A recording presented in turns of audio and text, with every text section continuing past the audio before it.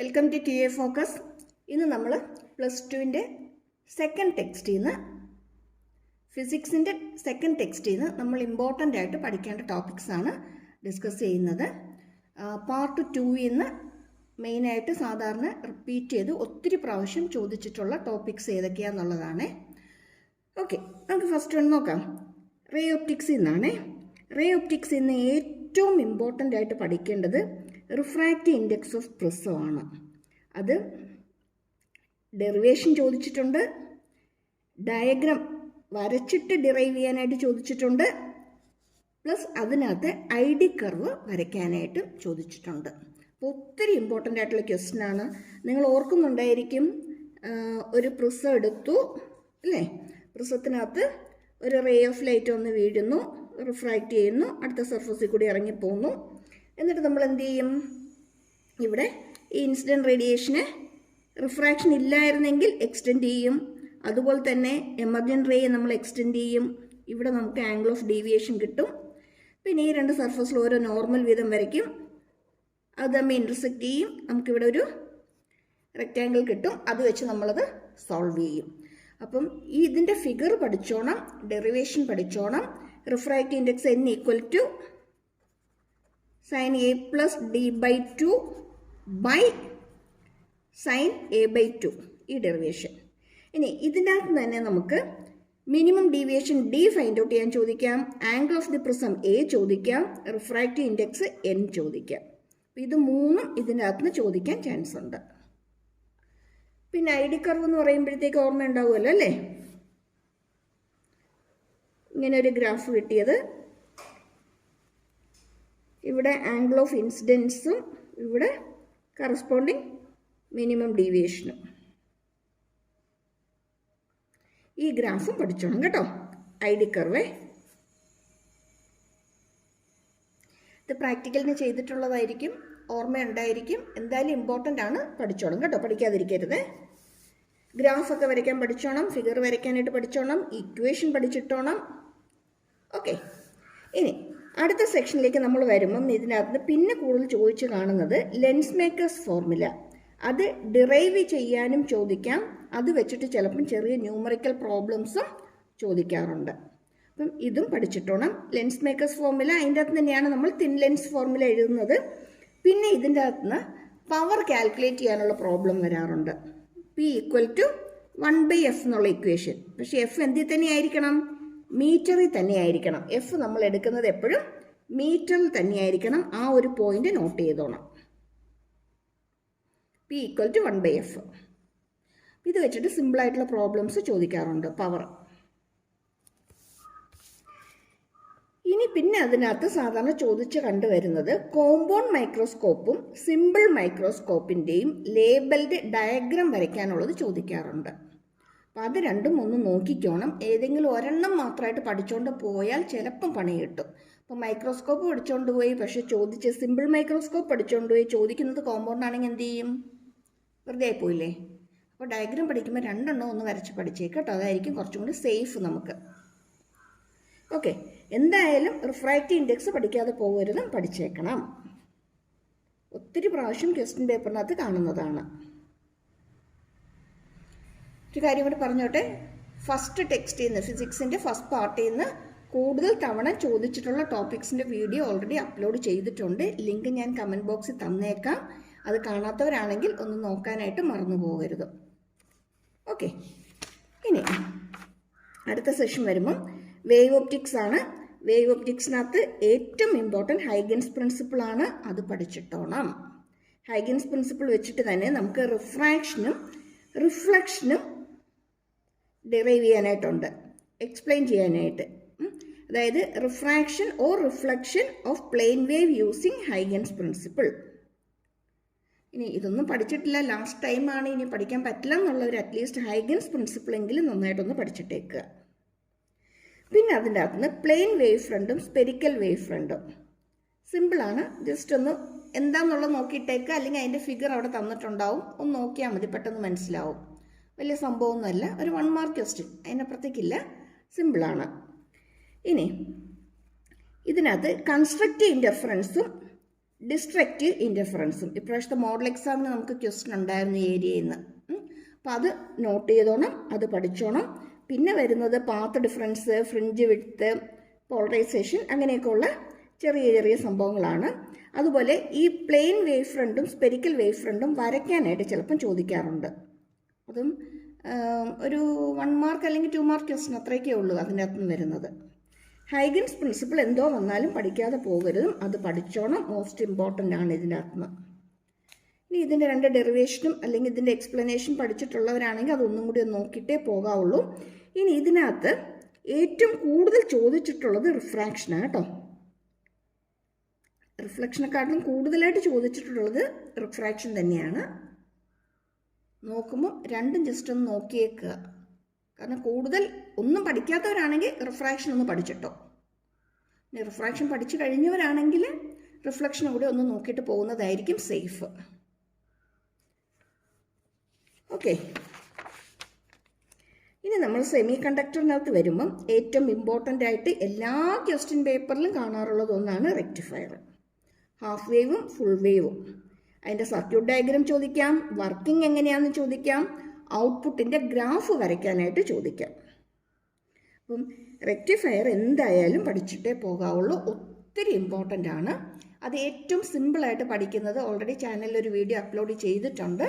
അതിൻ്റെ ലിങ്കും കൂടി കമൻറ്റ് ബോക്സിൽ തന്നേക്കാം, നോക്കാൻ മറന്നു പോകരുത്. ഞാൻ നമ്മൾ ഫിസിക്സിൻ്റെ പാർട്ട് 1 ഇമ്പോർട്ടൻറ്റ് ടോപ്പിക്സ് ഡിസ്കസ് ചെയ്തപ്പോഴത്തേക്കും പറഞ്ഞൊരു കാര്യം ഒന്നും കൂടി ആവർത്തിക്കുകയാണ്. അതായത് ഈ 2 ടെക്സ്റ്റിൽ നിന്നും ഏറ്റവും ഇമ്പോർട്ടൻ്റ് ആയിട്ടുള്ള ടോപ്പിക്സ് മീൻസ് പല പ്രാവശ്യമായിട്ട് റിപ്പീറ്റ് ചെയ്ത് ചോദിച്ചിട്ടുള്ള മോസ്റ്റ് ഇമ്പോർട്ടൻറ്റ് ടോപ്പിക്സ് മാത്രമേ ഇതിനകത്ത് ഇൻക്ലൂഡ് ചെയ്തിട്ടുള്ളൂ. നിങ്ങളൊന്നും പഠിക്കാത്തവരാണെങ്കിൽ ഇതിൻ്റെ ഒരു 50% അല്ലെങ്കിൽ 60% ഈ തന്നിരിക്കുന്ന ടോപ്പിക്സിനകത്ത് ഒരു പകുതി ടോപ്പിക്കെങ്കിലും നിങ്ങൾ പഠിച്ചിട്ട് പോവുകയാണെങ്കിൽ പാസ് മാർക്ക് ഉറപ്പാക്കാം. അക്കാര്യത്തിൽ യാതൊരു സംശയവും വേണ്ട. ഒരു 60% ഒക്കെ നോക്കിയിട്ടാണ് പോകുന്നതെങ്കിൽ, ഫുള്ള് നോക്കാൻ പറ്റിയില്ല, ഒരു 60% നിങ്ങൾ നോക്കിയിട്ട് പോവുകയാണെങ്കിൽ ഉറപ്പായിട്ടും പാസ് മാർക്കിനെക്കാട്ടിലും കൂടുതൽ മാർക്ക് നിങ്ങൾക്ക് കിട്ടും. അപ്പം അത്യാവശ്യം എല്ലാം ഒന്നും പഠിച്ച് തീർന്നിട്ടില്ല, ലാസ്റ്റ് മൊമെൻ്റ് ആണ്. ഇനി ടൈം ഇല്ലെങ്കിൽ ഇതിൻ്റെ അകത്തുനിന്നൊന്ന് ടിക്ക് ചെയ്തിട്ട് നിങ്ങളെ കൊണ്ട് നോക്കി തീർക്കാൻ പറ്റുന്നത് ഏതൊക്കെയാണ്, പഠിക്കാൻ പറ്റുന്നത് ഏതൊക്കെയാണെന്നൊന്ന് സെലക്ട് ചെയ്തിട്ട് അതിൻ്റെ അകത്തുനിന്നെങ്കിലും ഉള്ളത് നോക്കി തീർത്തിട്ട് പോകാൻ നോക്കണം.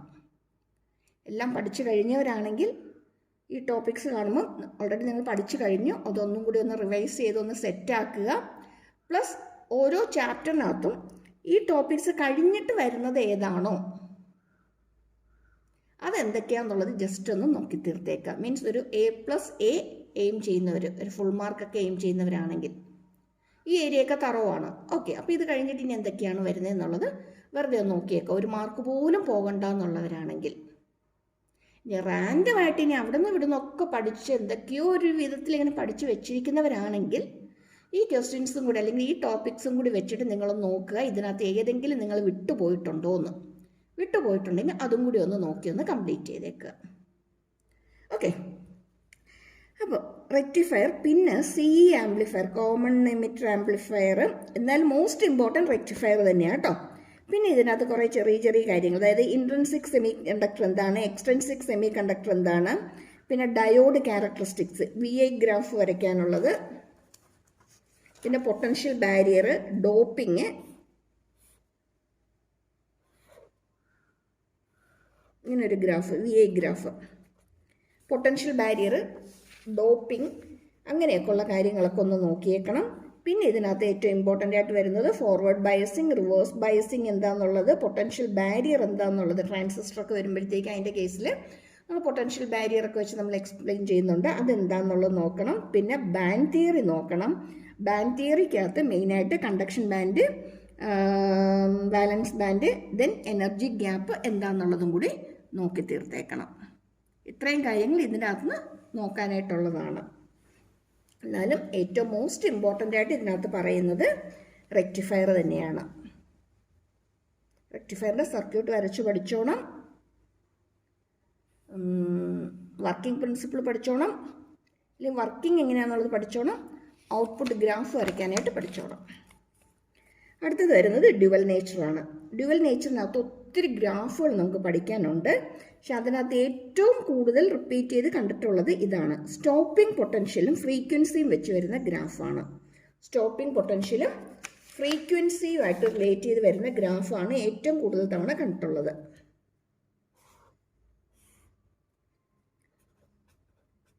സ്റ്റോപ്പിംഗ് പൊട്ടൻഷ്യൽ, ഇവിടെ ഫ്രീക്വൻസി, എന്നിട്ട് ഇങ്ങനെ ഒരു ഗ്രാഫ് കിട്ടും. ഇവിടെ μ0 ആയിരിക്കും ത്രെഷോൾഡ് ഫ്രീക്വൻസി. ഈ ഗ്രാഫ് ഒത്തിരി പ്രാവശ്യം ചോദിച്ചിട്ടുണ്ട്. അതുകൊണ്ട് ഇതിനൊന്ന് ഇമ്പോർട്ടൻസ് കൊടുത്ത് നോക്കിക്കോണം. പിന്നെ അതിൻ്റെ അകത്ത് നമുക്ക് ത്രെഷോൾഡ് ഫ്രീക്വൻസി, വർക്ക് ഫംഗ്ഷൻ അതൊക്കെ ഡിഫൈൻ ചെയ്യാനായിട്ട് അറിഞ്ഞിരിക്കണം. പിന്നെ ഐൻസ്റ്റൈൻ ഫോട്ടോ ഇലക്ട്രിക് ഇക്വേഷൻ ഒത്തിരി ഇമ്പോർട്ടൻ്റ് ആണ്. ഇത് വെച്ചിട്ട് ന്യൂമറിക്കൽ പ്രോബ്ലം ചോദിക്കാറുണ്ട്. ഐൻസ്റ്റൈൻ ഫോട്ടോ ഇലക്ട്രിക് ഇക്വേഷൻ എന്ന് പറയുമ്പോഴത്തേക്കും H nu equal to H nu 0 plus K E. ഇതിനെയാണ് നമ്മൾ വർക്ക് ഫംഗ്ഷൻ എന്ന് പറയുന്നത്. വർക്ക് ഫംഗ്ഷൻ അല്ലെങ്കിൽ നമ്മൾ ഫൈ വെച്ച് നമ്മൾ ഇതിനെ ഡിനോട്ട് ചെയ്യും. ഫൈ വർക്ക് ഫംഗ്ഷൻ ഫൈ വെച്ച് നമ്മൾ ഇതിനെ ഡിനോട്ട് ചെയ്യും. H nu equal to H nu 0 plus K E, kinetic energy of the emitted electron. അത് ഇമ്പോർട്ടൻ്റ് ആണ്, പഠിച്ചിട്ടോണം. ഇനി ഇത് വെച്ചിട്ട് നമുക്ക് ഒരു ക്വസ്റ്റ്യൻ നേരത്തെ ഒന്ന് ചോദിച്ചിട്ടുള്ള ഒരു ക്വസ്റ്റ്യൻ ആണ്. Using the above equation show that photo electric emission is not possible if the frequency of the incident radiation is less than threshold frequency.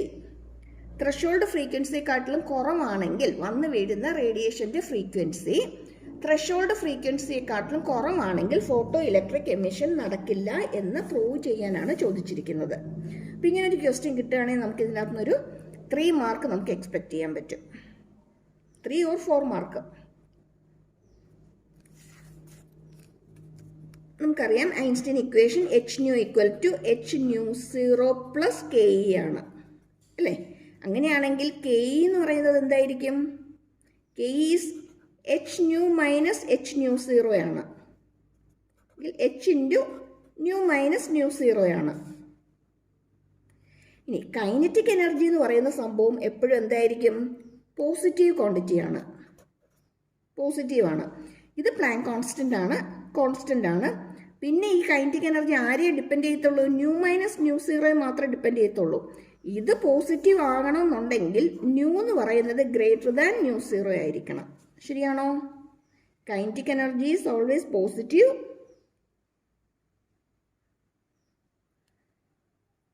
So we have nu is always greater than nu 0 or the incident frequency is greater than threshold frequency. വന്ന് വീഴുന്ന റേഡിയേഷൻ്റെ frequency എപ്പോഴും ആരെക്കാട്ടിലും കൂടുതലായിരിക്കണം? Threshold ഫ്രീക്വൻസിയെക്കാട്ടിലും കൂടുതലായിരിക്കണം. അതുകൊണ്ട് ഇത്രയും നമുക്ക് എഴുതാനുള്ളൂ. ഇത്രയും steps എഴുതി കഴിഞ്ഞാൽ കാര്യങ്ങൾ ക്ലിയർ ആണ്. K is positive so that new is greater than new 0. 4 mark നമ്മുടെ കയ്യിലിരിക്കും. 4 or 3. ക്ലിയർ ആയോ?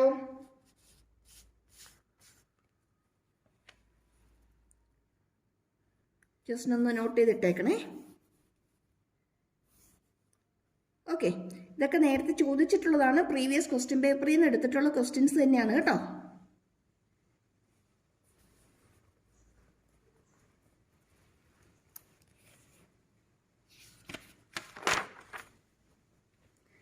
ഇനി അതിൻ്റെ അകത്ത് വരുന്നതാണ് ഡി ബ്രോയ് ഹൈപ്പോത്തിസിസ് അല്ലെങ്കിൽ മാറ്റർ വേവ് എന്തൊക്കെയാണെന്നുള്ളത്. മാറ്റർ വേവ്സിൻ്റെ മാറ്ററിന് പാർട്ടിക്കിൾ നേച്ചറും ഉണ്ട്, വേവ് നേച്ചറും ഉണ്ടെന്ന് പറയുന്ന ആ കാര്യങ്ങളൊക്കെ ഡി ബ്രോയ് ഹൈപ്പോത്തിസിസ്. അതിനകത്ത് ഡി ബ്രോയ് വേവ് ലെന്തൊക്കെ കെമിസ്ട്രിയിലും പഠിച്ചിട്ടുണ്ട്. അപ്പോൾ ഏതെങ്കിലും ഒന്ന് അത് എഴുതിയാലും മതി, ഓക്കെയാണ്. രണ്ടും കാര്യങ്ങൾ ഒന്ന് തന്നെയാണ്. അതുകൊണ്ട് അവിടെ പഠിച്ചിട്ടുണ്ടെങ്കിൽ അതൊന്ന് റീക്യാപ്പ് ചെയ്തെടുത്താലും മതി. ഇനി lambda equal to H by P, P എന്ന് പറയുന്ന മൊമെൻറ്റം ആണ്, അല്ലെങ്കിൽ momentum equal to H by lambda, H Planck constant ആണ്. ഇത് വെച്ചിട്ട് ന്യൂമറിക്കൽ പ്രോബ്ലംസ് ചോദിക്കാറുണ്ട്. സിമ്പിളായിട്ടുള്ള ന്യൂമറിക്കൽ പ്രോബ്ലംസ് വരാറുണ്ട്. Question H is Planck constant. The momentum of a photon of wavelength 1 angstrom is. Momentum find out ചെയ്യാനാണ്. Momentum എന്ന് പറയുന്നത് h by lambda ആണ്. That equal to H by lambda 1 angstrom ആണ് തന്നിട്ടുണ്ട് അല്ലേ. 1 angstrom is 10⁻⁻10 metre. That equal to 10⁻10 H. കണ്ടോ ഇവിടെ ഓപ്ഷനിൽ തേർഡ് ഓപ്ഷൻ 10⁻10 എച്ച്. സിമ്പിളാണ്, 1 മാർക്ക് നമ്മുടെ കയ്യിലിരിക്കും. ഓക്കെ.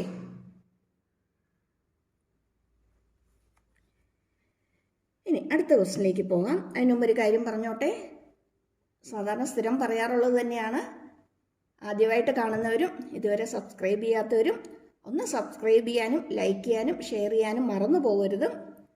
പ്ലസ് ഒരു കാര്യം കൂടി ഒന്ന് പറയുകയാണ്.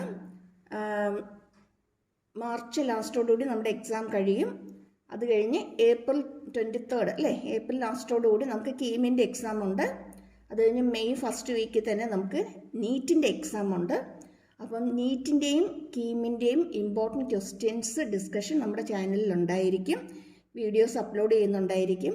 അപ്പോൾ ഇനി എക്സാം എഴുതാൻ പ്ലാൻ ചെയ്തിരിക്കുന്നവർ, എക്സാമിനൊക്കെ അപ്ലൈ ചെയ്ത് എക്സാമൊക്കെ എഴുതാൻ റെഡി ആയിട്ടിരിക്കുന്നവരാണെങ്കിൽ തീർച്ചയായിട്ടും വീഡിയോസ് കണ്ടോണം.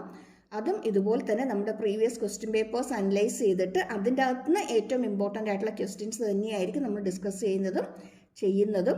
അതുകൊണ്ട് ചാനൽ സബ്സ്ക്രൈബ് ചെയ്യാത്തവരാണെങ്കിൽ ഒന്ന് സബ്സ്ക്രൈബ് ചെയ്തേക്കണേ, മറന്നു പോരുതേ.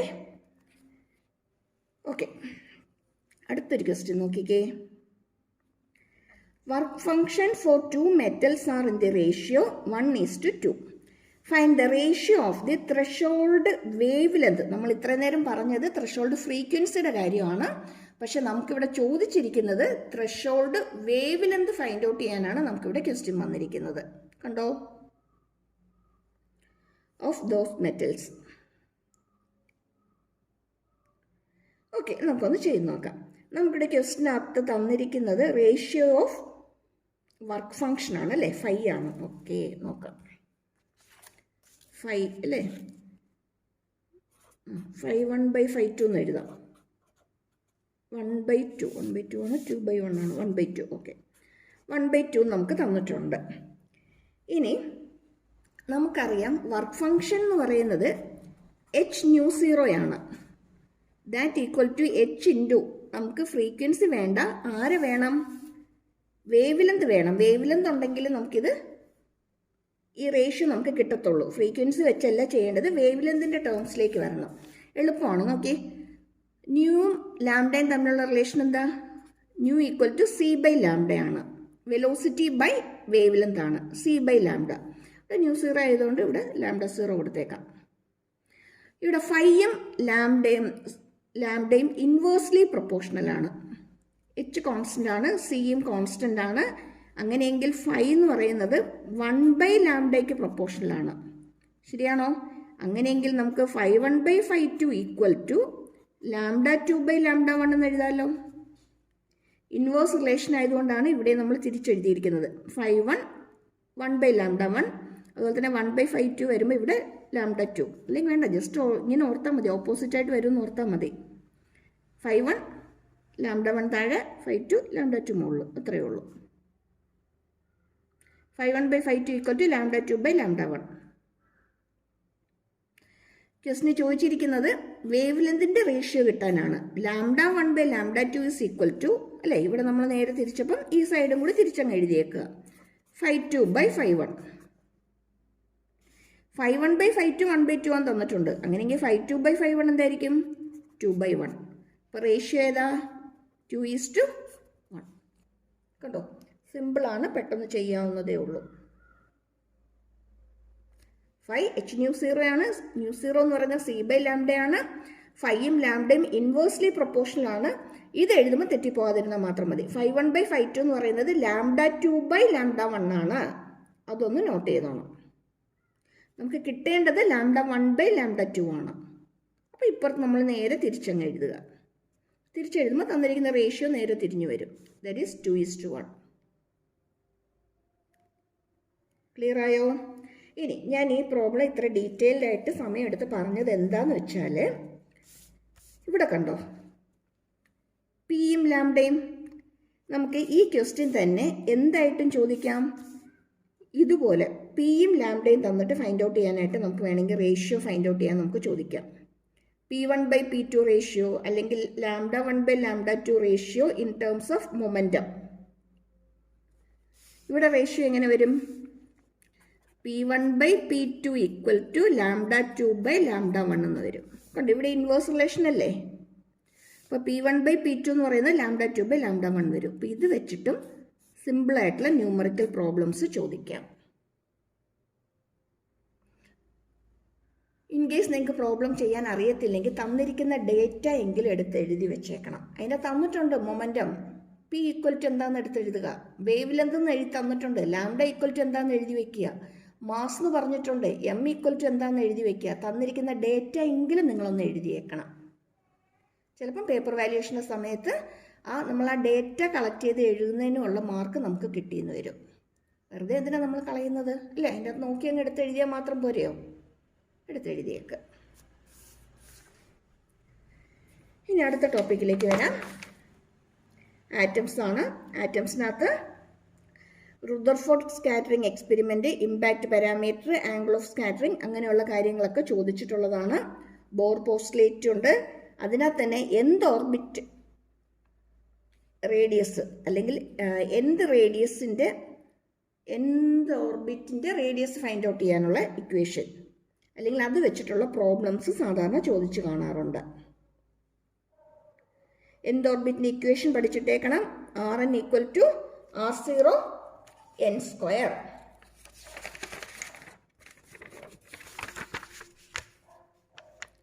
Rn equal to R0 n square. ഇത് പഠിച്ചിട്ടേക്കണം. ഇനി ഇത് വെച്ചുള്ള പ്രോബ്ലം എങ്ങനെയാണ് വരുന്നത് നോക്കി. The radius of innermost electron orbit of hydrogen atom is 5.3 × 10⁻⁻11 metre. എന്ന് വെച്ചാൽ നമുക്ക് തന്നിരിക്കുന്നത് R0 ആണ്. What are the radio of the second and third orbit? Question വായിച്ചോ. ക്വസ്റ്റിനകത്ത് നമുക്കിവിടെ R0 തന്നിട്ടുണ്ട്. R0 എന്ന് പറയുന്നത് 5.3 × 10⁻11 ആണെന്ന് ക്വസ്റ്റിന് പറഞ്ഞിട്ടുണ്ട്. നമുക്ക് കിട്ടേണ്ടത് R2ഉം R3യും. R2 കിട്ടാനായിട്ട് എന്ത് ചെയ്യണം? R0 × n square. n square is 2 square, that is 4. R0യുടെ വാല്യൂ അറിയാം, 5.3 × 10⁻11 ആണ്. ദാറ്റ് ഇൻറ്റു ഇവിടെ എന്ത് വരും? 4. സോൾവ് ചെയ്യുമ്പോൾ കിട്ടുന്ന വാല്യൂ 2.12 × 10⁻10 മീറ്റർ ആണ്. ഇതേപോലെ തന്നെ R3 കിട്ടുമല്ലോ. n equal to 3 means R3, that is R0 × ഇതിൻ്റെ സ്ക്വയർ 9. അഗൈൻ 5.3 × 10⁻11 × 9. സോൾവ് ചെയ്താൽ അറൗണ്ട് 4.77 × 10⁻10 മീറ്റർ. ഓക്കെ ആണോ? ഇത്തരം പ്രോബ്ലം നോക്കിയിട്ടാണ് കേട്ടോ. സിമ്പിളാണ്, പെട്ടെന്ന് ചെയ്യാവുന്നതേ ഉള്ളൂ. മാർക്ക് കളയരുതും. ഈ ഏരിയയിൽ നിന്ന് അല്ലെങ്കിൽ ഈ ടോപ്പിക്കിൽ നിന്ന് ഇങ്ങനത്തെ പ്രോബ്ലംസ് ചോദിച്ചു കാണാറുണ്ട്. ഇനി നമ്മൾ സ്ഥിരം തെറ്റിക്കുന്ന ഐറ്റം ദാണ്ട് ഇതൊക്കെയാണ്. Minimum energy required to free an electron from the ground state. Ground സ്റ്റേറ്റിൽ നിന്ന് ഒരു ഇലക്ട്രോണിനെ ഫ്രീ ചെയ്യാനായിട്ട് വേണ്ടി വരുന്ന എനർജി എത്രയാണ്? 13.6 ഇലക്ട്രോൺ വോൾട്ട് ആണ്. 13.6 ഇലക്ട്രോൺ വോൾട്ട് ആണ്. നമ്മളിവിടെ തെറ്റിക്കുന്നത് ഇതിൻ്റെ പ്ലസ് മൈനസ് സൈൻസ് ആയിരിക്കും. പ്ലസ് 13.6 ഇലക്ട്രോൺ വോൾട്ട് ആണ്.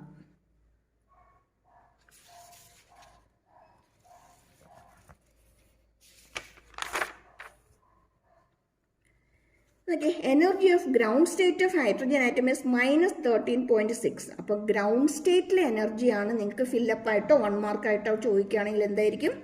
-13.6 ആണ്. നോട്ട് ചെയ്തോണം. ഇനി ഈ ക്വസ്റ്റിനകത്ത് ഗ്രൗണ്ട് സ്റ്റേറ്റ് എനർജി തന്നിട്ട് അയണൈസേഷൻ പൊട്ടൻഷ്യൽ എന്താണെന്ന് ഫൈൻഡ് ഔട്ട് ചെയ്യാനാണ് ചോദിച്ചിരിക്കുന്നത്. ഗ്രൗണ്ട് സ്റ്റേറ്റ് എനർജി -13.6 ആണെങ്കിൽ അയണൈസേഷൻ പൊട്ടൻഷ്യൽ എന്ന് പറയുന്നത് +13.6 ആയിരിക്കും. പ്ലസ് 13.6 ആയിരിക്കും. അപ്പോൾ ഇതൊന്ന് നോട്ട് ചെയ്തോണം. സാധാരണ പ്ലസും മൈനസും വന്ന് നമ്മൾ ആകെപ്പാടെ തെറ്റിക്കാറുണ്ട്, കൺഫ്യൂഷൻ ആകാറുണ്ട്. ഗ്രൗണ്ട് സ്റ്റേറ്റ് എനർജി -13 ആണ്. അയണൈസേഷൻ എനർജി വരുമ്പോഴത്തേക്കും പ്ലസ് വരും. ഇനി എന്താ അയണൈസേഷൻ പൊട്ടൻഷ്യൽ ഡിഫൈൻ ചെയ്യാനായിട്ട് ചോദിച്ചാൽ നമ്മൾ എന്തെഴുതും? Energy required to remove an electron from the atom. ഒരു ആറ്റത്തിൽ നിന്ന് ഇലക്ട്രോണിനെ റിമൂവ് ചെയ്യാനായിട്ട്, സെപ്പറേറ്റ് ചെയ്യിക്കാനായിട്ട് വേണ്ടി വരുന്ന എനർജിക്കാണ് എന്ത് പറയുന്നത്? Ionisation potential, IP, ionisation potential. Energy required to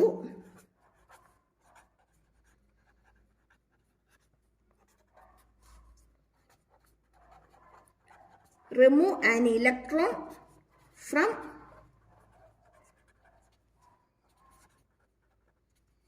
atom.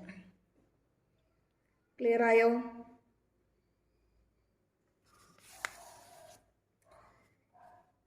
ഇത് നേരത്തെ ചോദിച്ചിട്ടുള്ള ക്വസ്റ്റ്യൻ തന്നെയാണ്.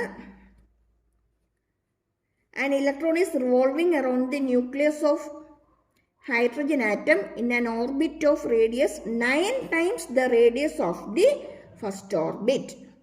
എന്താ തന്നിരിക്കുന്നത്? Rn എന്ന് പറയുന്നത് 9 times the radius of first orbit ആണ് തന്നിട്ടുണ്ട്.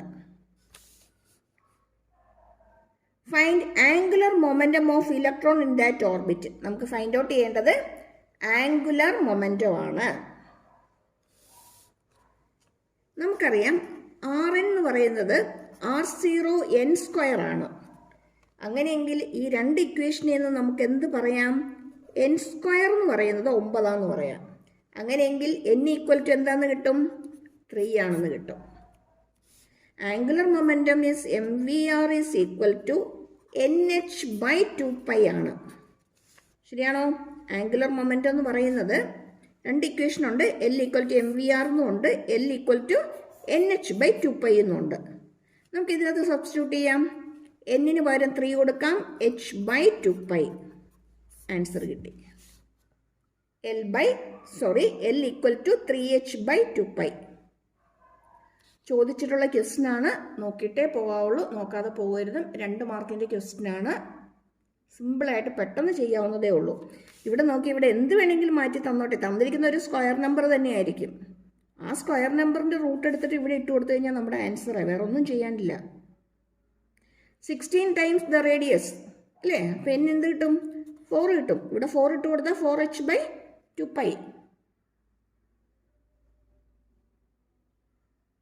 ക്ലിയർ ആയോ?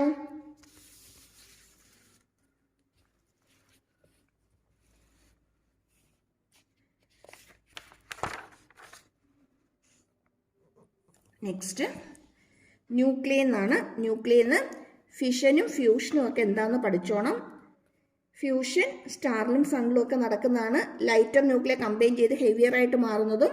ഫിഷൻ എന്ന് പറയുന്നത് സാധാരണ നമ്മൾ ന്യൂക്ലിയർ റിയാക്ടേഴ്സിലൊക്കെ നടക്കുന്ന റിയാക്ഷനാണ്. ഹെവി ന്യൂക്ലിയസ് സ്പ്ലിറ്റ് ചെയ്ത് ലൈറ്ററായിട്ട് മാറുന്നത്. ഇപ്പോൾ ഫിഷനും ഫ്യൂഷനും എന്താണെന്നുള്ളത് നോട്ട് ചെയ്തോണം. പിന്നെ അറിയേണ്ടത് മാസ് ഡിഫക്റ്റ് ആണ്. മാസ് ഡിഫക്റ്റിൻ്റെ ഇക്വേഷനാണ്.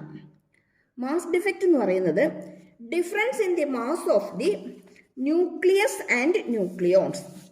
Difference in the mass of, difference എഴുതുമ്പോൾ ഫുൾ എഴുതണേ, ഞാൻ ഷോർട്ടാക്കി എഴുതുന്നേ ഉള്ളൂ. Difference in the mass of ആരൊക്കെ? Nucleus and nucleons. ന്യൂക്ലിയസിൻ്റെയും ന്യൂക്ലിയോൺസിൻ്റെയും മാസിൻ്റെ ഡിഫറൻസിനെയാണ് എന്ത് പറയുന്നത്? മാസ് ഡിഫക്റ്റ് എന്ന് പറയുന്നത്.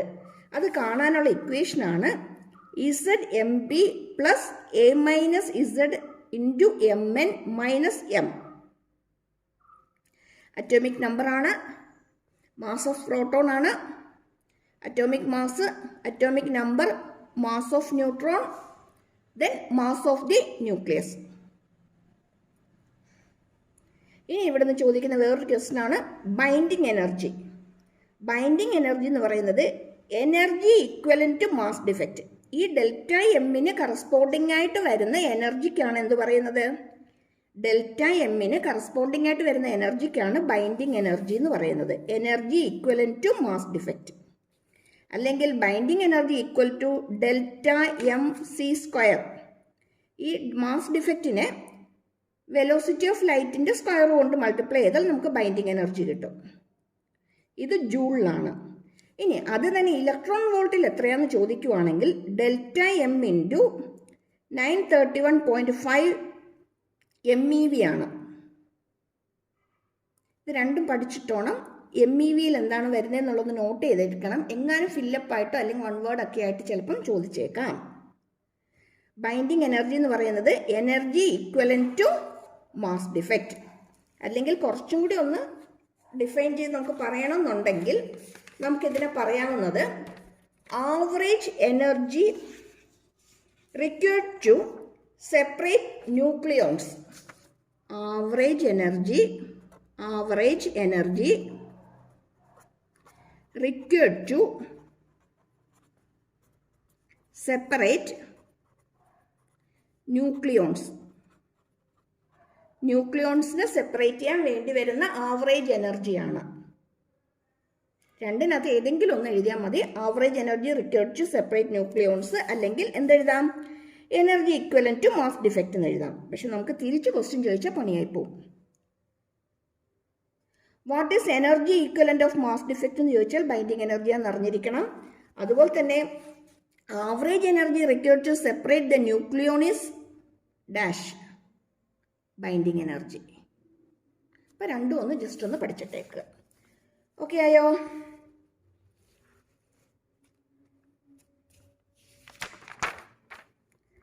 ഇനി അതിൻ്റെ അകത്ത് ഇങ്ങനെ ഒരു പ്രോബ്ലം ചോദിച്ച് കണ്ടിട്ടുണ്ട്. ഇത്തിരി കാൽക്കുലേഷൻ സ്റ്റെപ്പ് ഉള്ളതാണ്. ചെയ്യാൻ പറ്റുന്നവർക്ക് വേണ്ടിയിട്ട് മാത്രം ജസ്റ്റ് ഒന്ന് നോക്കിയിട്ടേക്കുക. ഇത്തിരി പാടായിട്ട് തോന്നുന്നവരാണെങ്കിൽ പിന്നെ വിട്ടേക്ക്. പിന്നെ അതിൻ്റെ കൂടെ നിന്ന് വെറുതെ ടൈം വേസ്റ്റ് ചെയ്യേണ്ട. എക്സാം ഹാളിൽ ഇരിക്കുമ്പോഴും ചെയ്ത് നിങ്ങൾ ടൈം വെറുതെ കളയരുത്. സിമ്പിളാണ്, പക്ഷേ കാൽക്കുലേഷൻ ഇത്തിരി ഉണ്ട്, അത്രേ ഉള്ളൂ.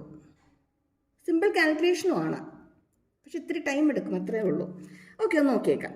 Calculate the binding energy of calcium ആണ് ഫ്രം ദ ഫോളോയിങ് ഡേറ്റ. നമുക്ക് ഡേറ്റ തന്നിട്ടുണ്ട്. മാസ് ഓഫ് പ്രോട്ടോൺ തന്നിട്ടുണ്ട്, ന്യൂട്രോൺ തന്നിട്ടുണ്ട്, ദെൻ കാൽഷ്യത്തിൻ്റെ അതിൻ്റെ മാസ് നമുക്ക് തന്നിട്ടുണ്ട്. ഇതിൻ്റെ അകത്ത് എന്ത് ഫൈൻഡ് ഔട്ട് ചെയ്യണം? ബൈൻഡിങ് എനർജി ഫൈൻഡ് ഔട്ട് ചെയ്യണം. അപ്പോൾ നമുക്കറിയാം ബൈൻഡിങ് എനർജി എന്ന് പറയുന്നത് അല്ലേ, EB, binding energy is EB എന്ന് പറയുന്നത് ഡെൽറ്റ എം സി സ്ക്വയർ ആണ്. ആദ്യം നമുക്ക് ഡെൽറ്റ എം കിട്ടണം. ഡെൽറ്റ എം എന്ന് പറയുന്നത് ZMB plus A minus Z into MN minus M ആണ്. ഇതാദ്യം നമ്മൾ ഫൈൻഡ് ഔട്ട് ചെയ്യണം. ക്വസ്റ്റ്യൻ നമുക്ക് തന്നിട്ടുണ്ട്. അറ്റോമിക് നമ്പർ 20 ആണ് അല്ലേ. അപ്പോൾ 20 ഇൻറ്റു MB എന്ന് പറയുന്നത് 1.007825 അല്ലേ. 7825 പ്ലസ് ഇനി A മൈനസ് Z. A എന്ന് പറയുന്നത് കാൽഷ്യത്തിൻ്റെ 40 ആണ്, അറ്റോമിക് മാസ് 40 ആണ്. മൈനസ് Z എന്ന് പറയുമ്പോൾ 20. A മൈനസ് Z എന്ന് പറയുന്നത് 20 വരും. ഇൻറ്റു ദെൻ ഇത് 1.008665. ഇത് ഇത്രയും ഫൈൻഡ് ഔട്ട് ചെയ്യുക. ഇതിൻ്റെ അകത്ത് നിന്ന് ആരെ കുറയ്ക്കുക? മാസ് ഓഫ് ദി ന്യൂക്ലിയസ് അല്ലേ തന്നിട്ടുണ്ട് 39.96.